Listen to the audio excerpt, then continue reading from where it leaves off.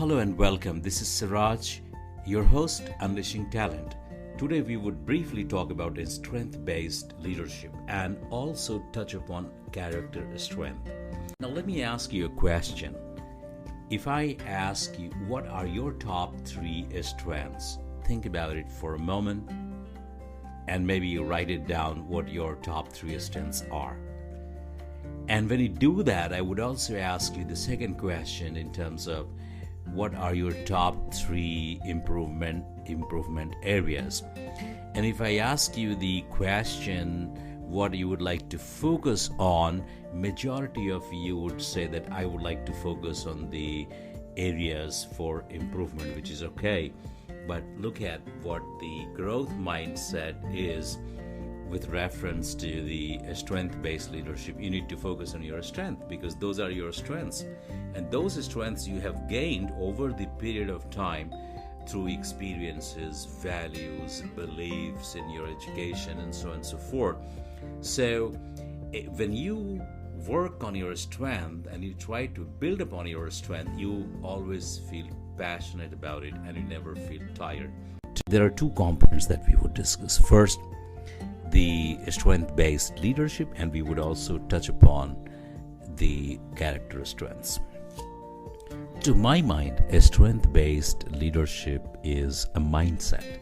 It is a growth mindset where the leaders are able to assess the strengths of the organization. They are able to understand the strengths of their people, and they are able to understand their own strengths, and they focus more on strengths rather than focusing more on the weaknesses.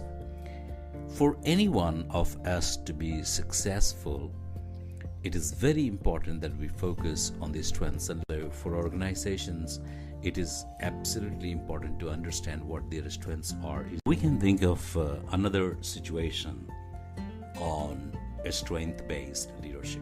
Now, let me give an example of performance management or the performance review that happens in the organization. Throughout the performance review and one-on-one feedback, the psyche or the thinking of the employees is that the managers would look out for areas of improvement and find out the weaknesses of the employees. And most of the managers do that. Throughout the year, the managers keep thinking, this guy is not good at this guy is not good at this, we have to place this person on some other position, replace him, remove him, and so on and so forth. And employees also, on the other hand, are preoccupied with the idea that they are not doing well. And this is because of the mindset that both the employees and the leaders have, or I would say managers, not leaders, in terms of the kind of confirmation trap, if I may say. So this is not a strength-based leadership. The strength-based leadership would mean that a leader has the responsibility to develop growth mindset culture in the organization and fosters strength-based leadership across organization. And he or she is able to understand the strength of each of the team members within a team and bring out the best of them rather than focusing on the weaknesses and the area of improvement.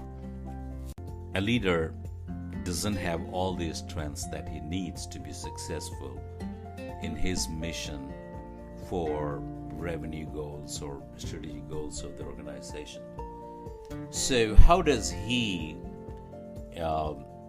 builds his strength? The only way is that he has a fair amount of assessment of the extent of abilities and capabilities and strengths of the team, and he plays on the strengths of the team, and that's the way the team complements with each other and brings out the best of them. Well, thank you for your time listening to us. We truly appreciate and we welcome you to our webinar on leading in context. Thank you.